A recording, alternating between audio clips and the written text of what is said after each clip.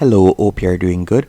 In this video, I will be showing you how to remove extra store from Shopify.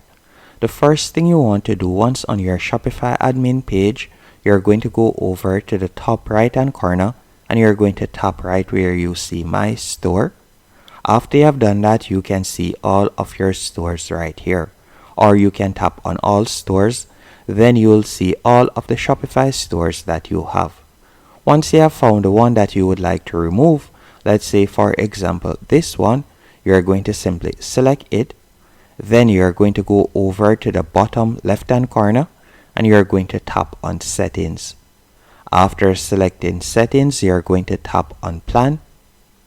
Once you have selected Plan, you will see right here Trial, and you can tap on Cancel Trial or you can just tap on Cancel Plan. So if I were to tap on Cancel Trial right there, then tap on Continue, then from here you can select an option. So you can select any one of these options, then you'll just tap on Continue, and that's it. Hope you found this tutorial helpful and informative. If you did, be sure to hit the like button and subscribe, and thank you for watching.